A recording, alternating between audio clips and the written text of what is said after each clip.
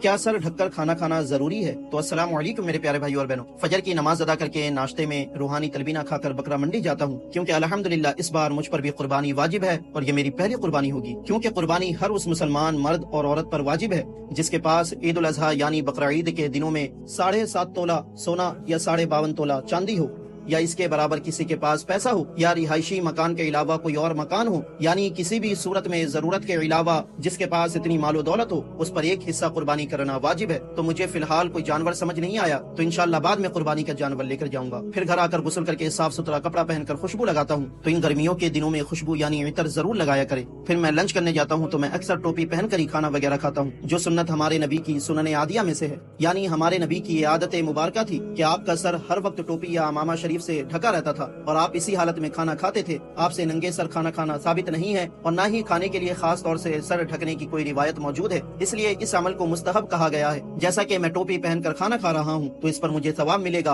और मेरे वालिद साहब नंगे सर खा रहे हैं तो इस पर उन्हें कोई गुनाह नहीं मिलेगा। लेकिन जब कल के व्लॉग में कुछ लोग इस तरह मेरे वालिद साहब को खाना खाते हुए देखते हैं तो वो तनकीद करने लगते हैं कि आपके वालिद सर ढककर टोपी पहनकर क्यों नहीं खाना खा रहे। तो ये हाल है हमारी कौम का, जो जरूरी है उसे आज हम मामूली समझ बैठे हैं, और जो जरूरी नहीं है उस पर इस तरह शिद्दत पसंदी दिखाने लगते हैं कि बेगुनाह शख्स को भी गुनाह की नजर से देखने लगते हैं।